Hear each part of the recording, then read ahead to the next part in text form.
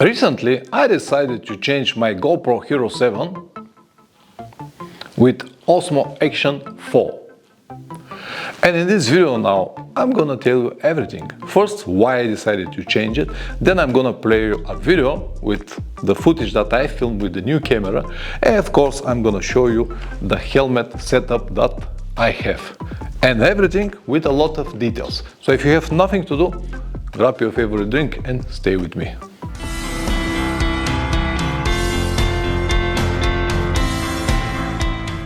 Welcome back. This is not a tech channel and I'm not going to dive deep into the specifications of this camera. Videos like this you can find hundreds on YouTube. Here I will share my experience with the model and I will tell you everything regarding my needs or to film my trips as a helmet cam or as a camera to walk around and film my days. As you know already, I film my trips, everything from the beginning until the end. So for me, the top priorities are first to be easy to use it, and second, reliability. If these two are met, I can close my eyes for some downsides. Now I have to inform you that this is going to be a long video. I really tried to make it shorter, but I couldn't. There are so many details that I would like to share with you guys, and I cannot make it faster.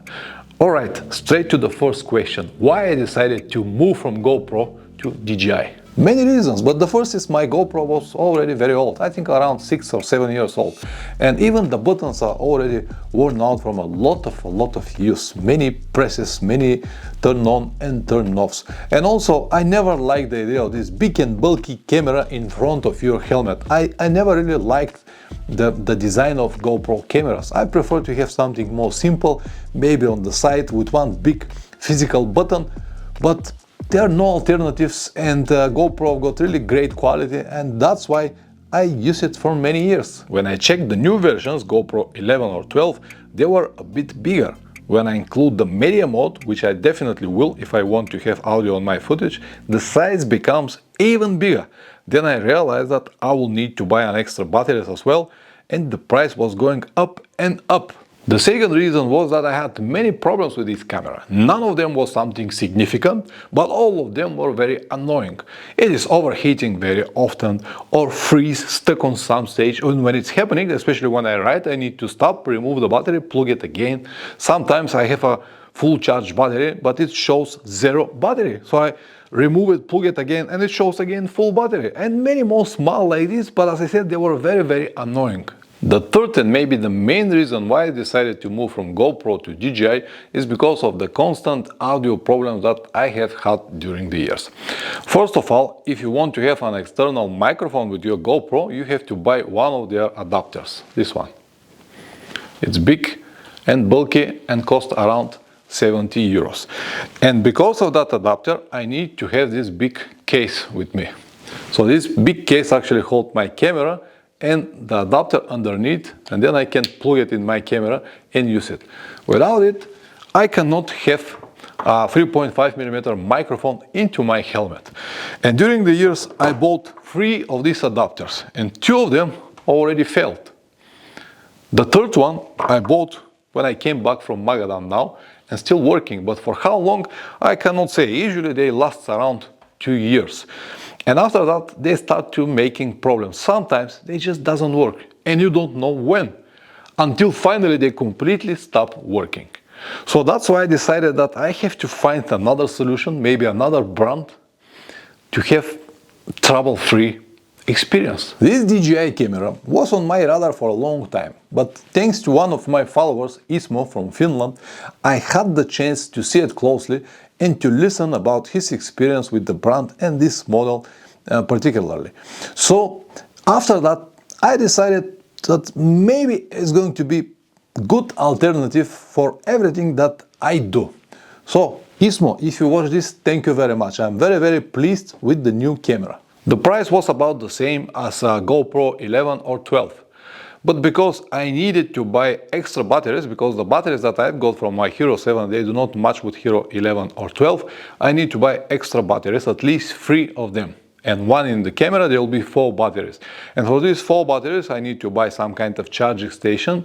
So all of this will rise the price. So for me, it was even cheaper to go and buy DJI Osmo Action. I bought this adventure combo, which includes 3 batteries and this charging case, which, by the way, is very good solution to store your batteries while you travel. Also, I can charge them with a power bank if I need it, so I can leave it in my tank bag and they'll be charged until I ride. So here at the moment now I have 2 batteries, the third is in the camera. It has also this 1.5 meters selfie stick, which is also a very good solution when you travel. You might need it here and there. And these are a few more accessories, like 2 of these magnetic clips. They are very, very impressive. And I don't know why GoPro still haven't got it, but see now, you can just lock it like this. And it's so easy to find the point. And it's not rely only on the magnets. It actually has this locks here that locks so well, and it's perfectly safe to use it. It's not going to fall from your helmet. It also has this case that I don't really need it because it's make the camera bigger and it's not really useful to me, but anyway, it is coming with the package. And the next one that impressed me very much is the size of the adapter. See how small it is compared to GoPro adapter. See the size. And also it clicks really well here. It has some kind of small locks here, small pins that locks very well. Listen now. So it cannot really feel like that easy. But even so, I added an extra layer of protection here underneath, just in case it unlocks. So at least I'm not going to lose it. So this is in terms of what it has, but functionality was something different. Interface, as I said, I'm not going to dive deep into it because it's something different, but I really like this front screen, the screen that I can see myself what I film at the moment, and I can also make some kind of adjustments if I need to while I ride. For example, if the camera is mounted on my helmet, which by the way is very easy to do, just like that, and if I need to adjust something, I can do it without the need to remove the camera. So yeah, as I said, a lot of things that are way more better than GoPro, and I honestly do not regret at all so far, and I hope that I will have only positive experience in the future.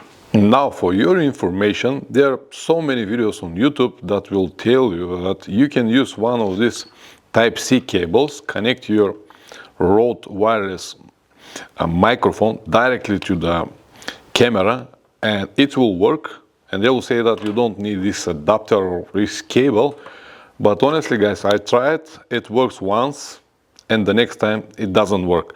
So it is not something that I would recommend to use it, because it is not safe to use it every time. So it cannot really make the connection that well as the adapter. Adapter on the other side works every time, absolutely without any problems, because it comes from DJI. When I have the adapter, then I have to plug this mic to mic cable, and then I have my wireless microphone working all the time.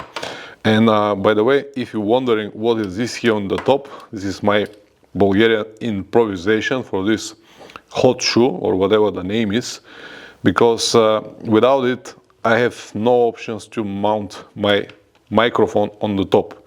So it should be somewhere on the side. On the original case that they provide, it hasn't got as well. So even if I have the case, I have no option to mount the microphone. And for that reason, I bought another one from the brand name Telesin. And it has it, so I can have it here on the top of this. But because this case is so big and heavy, it weighs like an additional 70 grams or something like that. Even that is from aluminum, it is heavy. 50-60 grams I think was. But these grams are not a problem, even though they are some kind of problem, because when you have all of this, first it became bigger and heavier, and when all of this stays on the front part of your helmet, on some stage you start feeling it. But anyway, the reason I'm not going to use it is because it is easy to open it. It's not a big deal.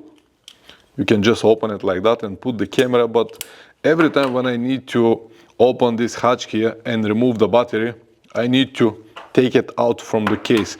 And you might say that this is not a big deal. It is not a big deal when you need to make it once or twice, but when I need to travel for so many days and at least a few times per day change the battery, and every time I have to remove and open this, everything at the end is like a pain in the ass. And that's why I prefer to have this hot shoe here, even though it might look ugly. I don't mind. For me it's important to have functionality, and this microphone, the wireless microphone from Rode, I need when I walk around, when I want to have an audio walking around, and not when I ride the motorcycle. When I ride the motorcycle, it will be, as I said, directly connected here with my helmet microphone like this, and I will have a straight access without any connections. So for me it's important to have this stable wire connection instead of wireless option, because also many suggested that if I buy the new wireless mic 2 from DJI, I can connect the camera directly with the wireless microphone of DJI and have the microphone, the wireless DJI microphone, for example, here on my helmet inside, and have a wireless connection with the camera, and I don't need to have this adapter, and I can close this hatch here and I will have waterproof camera plus microphone that will connect to the helmet. But once again, this is not a serious connection, because you know these wireless microphones, they've got batteries, and the batteries got a life like 6, 7, maybe 8 hours. But when I need to ride all day, sometimes I ride 14, 15 hours per day, which just means that I have to charge the battery at least twice. Also, this Bluetooth or wireless connection that it has might cut on some stage, and I will be left without any audio, without even know about it, because when I ride I cannot check what is the level of the audio, will it work or not. And that's why I prefer to have this wire connection. And yeah, that's why I will have it. I will definitely buy this microphone from DJI to use it when I walk around, but not when I ride the motorcycle.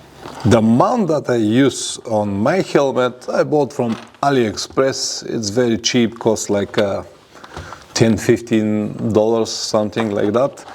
And I also use one of these mounts from GoPro, that it has this secure lock here, and 2 more pieces again from GoPro to extend a little bit the height.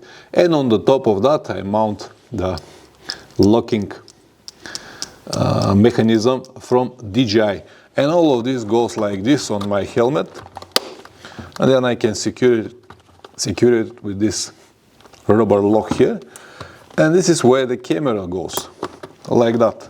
And when I have the adapter, I can plug the microphone.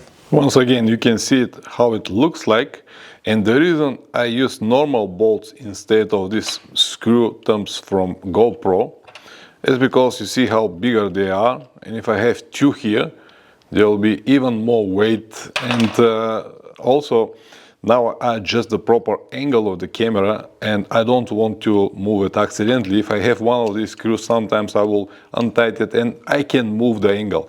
But anyway, let me show you the microphone now. So the microphone that I use is from Rode. The model is Lavalier Go. It is expensive microphone. It costs like 78 euros, something like that. But I know that it works very well. That's why I have it. But everything that you see now is again my Bulgarian improvisation. First of all, it's the microphone. Here I had an additional layer of just scotch on the top to prevent it from twisting and eventually cut the cable. That's why I have it only on the part that is outside of the helmet. But now when the microphone finished, first it has this wind insulation that it comes with, and then on the top of this wind insulation I have like a paper cylinder like that, and then on the top of this paper cylinder I have another one piece of foam that's actually protected from the wind, and on the top of everything I've got this dead cat. So all of this is necessary to prevent the wind noise that will come directly into the microphone. I don't know what you will be able to see on this angle because it's dark, but the microphone stays here right in front of my mouth, and all the cables are twisted under this pad. So I might add another one dead cat on the top, but I will test it first and then we'll see. And I have this duct tape on the top just to prevent the cable to be cut accidentally while I ride. This is the current setup that I'm going to use when I walk around, when I don't ride.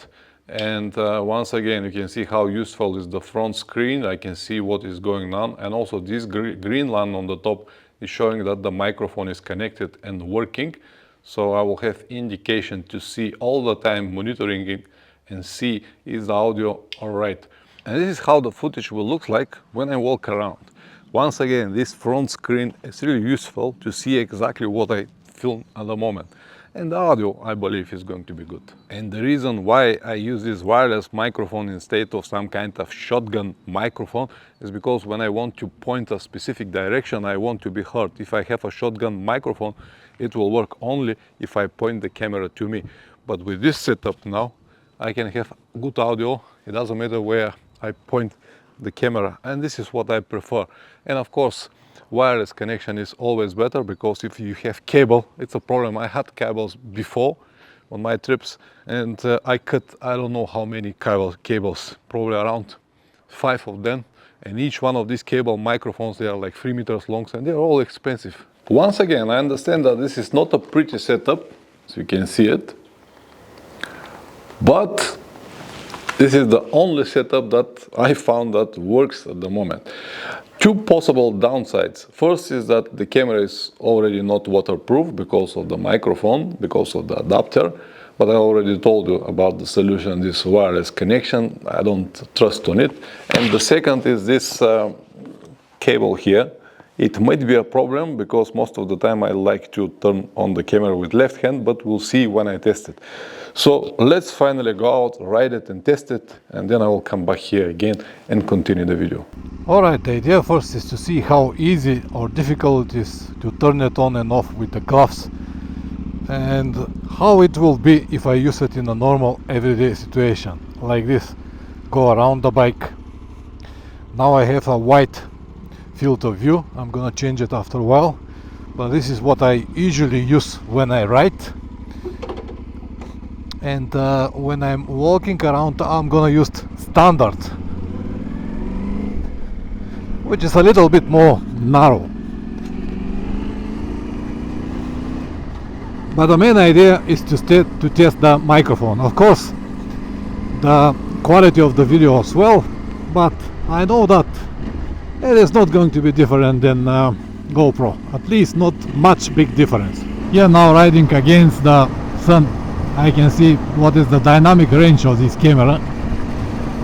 Even though now is maybe the worst period of the day that you can film, around lunchtime, so the sun is high and I cannot provide such a beautiful picture, but if it's affordable now, it will be very nice when you have the perfect lighting.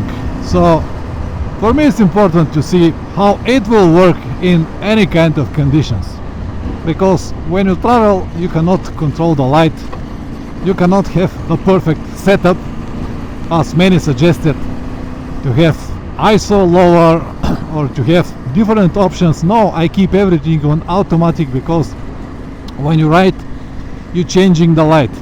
See, now I'm on the shadow, before that I was on the sun. As I said, you don't have this control light to afford a specific setup. Automatic is good for me. One thing I noticed already, there is a beeping sound when you turn on or turn off the camera, and I set it to a middle, but in the middle I cannot hear it at all. I would like to hear it when I start the camera and when I stop the camera. I mean, when I'm riding with a normal speed. If you ride fast you cannot hear it anyway, but on the conditions like this I would like to hear it. It just gives me the indication that I need to make sure that the camera is on.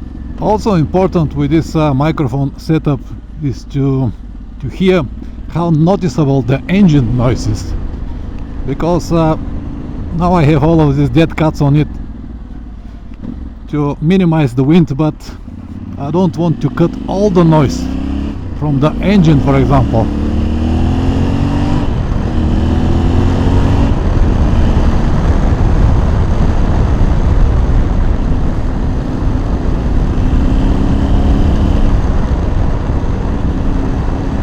guess now here I'll hear even more wind noise. I'm gonna stop now and change the field of view to standard to see how it is with this camera. Even though I'm pretty sure that I'm gonna keep it to white. I don't really like super white, but I'm gonna try super white as well. Now I have this standard field of view, which is a little bit narrower than white, and yeah, I'm not sure that I'm gonna use it, but I would like to try it. And this now is ultra wide. Many people love this, me not really, because it's somehow show a different type of reality, something that it's not real in my opinion. You don't see this with your own eyes. So I'm gonna switch again to wide angle. Another one thing that I noticed so far is that it is easy for me to use the right hand and press this button. It is easy actually to turn it on and turn it off, but usually I do it with the left hand because the right is stay on the throttle. But now, because of this, the position of the microphone or the plug of the microphone, I cannot access it that easy, and this pushed me to use always the right hand. So I might need to think for another type of microphone, maybe with a 90-degree plug.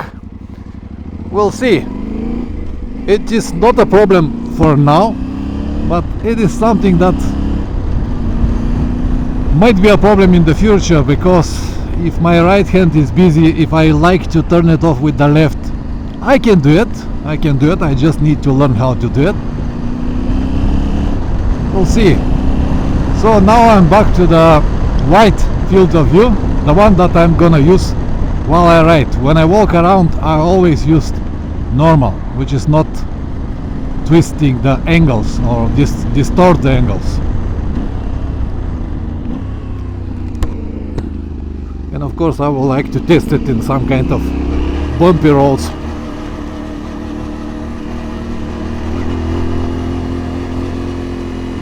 Luckily I live on the place where all of these things are easy to access for just a couple of minutes. Another one thing that I always try to avoid, but I don't know how, is to minimize the breathing on the microphone, because now my mouth is very close to the microphone, and when you ride on the terrains like that, you actually, the microphone catch all of your breaths, and it gives the impression that you're breathing very hard. No, I'm not breathing hard, it's just the microphone almost touching my lips, that's why. Let's switch now to this road. Now I'm filming on 50 frames per second. The reason I'm not filming on 60 and do it on 50, because in Europe electric system, power system is set to different hertz, and if I film on 60 frames per second or 30 frames per second, every time when I go to artificial light, it will flickering. Now when I switch to 50 or 25, whatever you decide, it is not noticeable in the videos. I know this from my previous experience with these things. I lost a lot of footage because I didn't know that. Anyway, I'm sure that on when I ride slowly on the terrains like this, the voice will be more noticeable. But after a minute I will get back to the main road and will ride with a little bit more speed, like 120-30, to see what will be the situation with the wind noise. I got this motorcycle from 2 years and I still love it, honestly. The flexibility that it gives, the possibility to ride whatever you like, is just unbelievable. I like it very much. And I honestly cannot understand people that change their motorcycles every year or 2 years or 3 years. Why? You just learn everything about your model, your brand. You learn all the cons and pros. You know how to ride it, you know how it reacts, and then you change it. For what? What you're looking for? I don't know. Maybe it's just me. Okay, from here I'll be on the road. Let's try to turn it off and turn it on with the left hand. Alright, it's not a problem. Just need to know how to do it. Now I'm riding on very strong wind, almost 120 kilometers per hour. I cannot even hear my voice. I don't know what the microphone will pick. We'll see after I finished. It is also important to know how it get the levels when I'm standing on the pegs, because usually when you sit behind your windscreen, somehow the windscreen and the helmet make different kind of turbulence.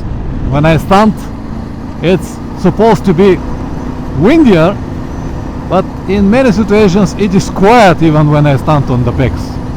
So it all depends on that, what kind of screen you have, what is the wind protection, where the wind tunnel is coming, and all of these things. I always use these shortcuts to go into the town, which by the way is very good practice on different type of roads. So every day when I go to the town I use these shortcuts.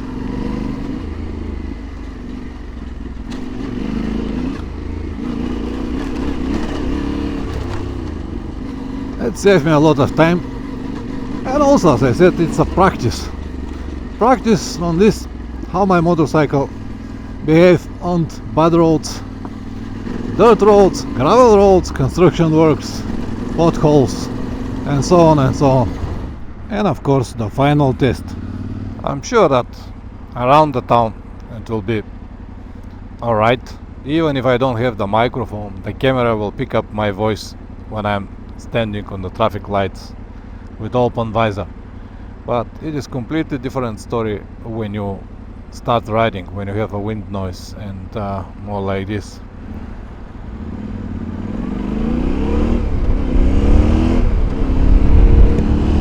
Riding around the traffic with open visor, filtering.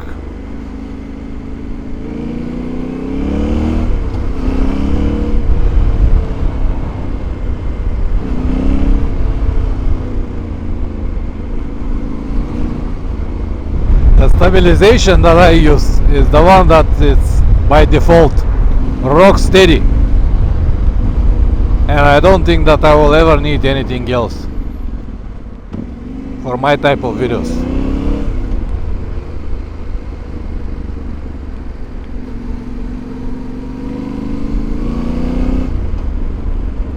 And of course I use this snapshot feature that will allow you to turn on the camera automatically when you press the start button and turn it off when you press again the start button. I don't need to go to the standby mode or something like that, and this way I can preserve battery and use it only when I really need it. Now you can see how different is the video quality when I have a proper light, when I have a sunset and it is behind me. The colors are much better. Of course now it is the same, but the colors are very different. Here now it's a little bit, not exactly low light, but a little bit lower than usual.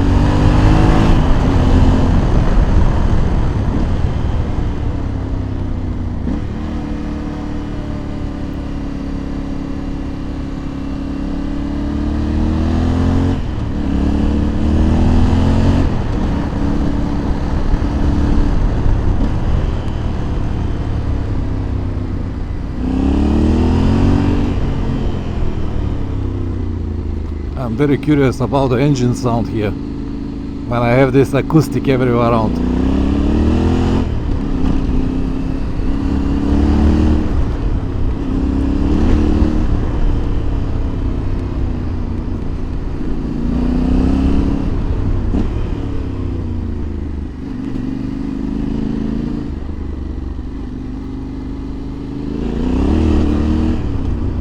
Here you can see once again the difference in the colors during the midday and sunset.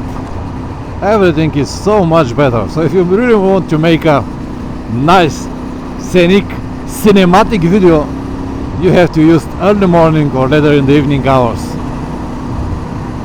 Alright, I think that this is already enough. Let's go back to the studio and continue Oh boy. Well, after I come back, I thought that I might be able to find another solution, because this one is a little bit not what I need.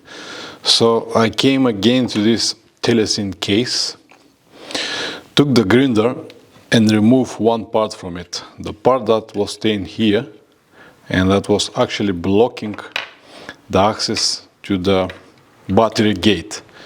And now I can have it like this, close it, and still access the battery and the SIM card without need to remove it. Also, I can plug the adapter now, and now because of this edge and this edge, it's even more protected. So, and I also have this hot shoe on the top. So now my Bulgarian creativity find even better solution than before. And you might be thinking that it is going to be too heavy now. So let's check it how heavy it is. This is the camera with the adapter. It weighs 150 grams and the cage is only 35 grams. So altogether, only downside is that I have to remove the adapter every time, but that's fine. Altogether will be 186 grams. Now you can see I can use it with this tripod without any problems.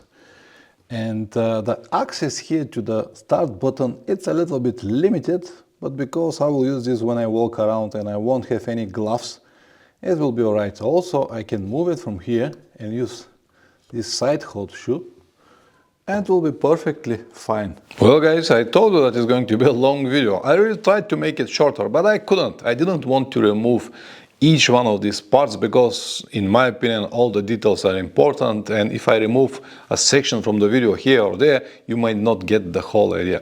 Anyway, now became obvious that I have a few small problems or issues. Very first is this cable here, that it's around 3-4 centimeters on the side, and I might break it with my hand when I try to turn on the camera, but I already got a solution. I bought a 90-degree adapter, and the cable will go from this direction a little bit on the side. When I change it, it will go like this, and it shouldn't be that big problem. The second is that when I use the adapter, the camera is not waterproof anymore, but I'm okay with this. All of my cameras were like that, so it's alright. I can survive a few hours or a few days with the rain, as long as I can make a good video in the rest of the time. And the last problem is that it is possible to lose this adapter, but now with this cage it stays much more stable, and even if I lose it, I already bought a spare with me and I will be able to continue filming. But functionality, as I said guys, is very important to me. I can remove it from here, have it on my tripod, of course, change the position of the microphone, and I can continue use it. And now guys, my final conclusion. Is this the best helmet or vlogging setup that you can find today? Well, I cannot say this for sure, but this is the one that I'm going to use on all of my short rides, my videos, and everything that I do on YouTube. How it will perform on the long trips, I cannot say it now, because the test that I have made last only a couple of hours. It might be completely different when you need to ride day after day, month after month, but long-term test I'll be able to make next year after I come back from my next long trip, and I hope that it will work well. I also hope that this video will help you at least one person. Press like or dislike, whatever it deserves. If you subscribe, even better. See you in the next one. Ciao.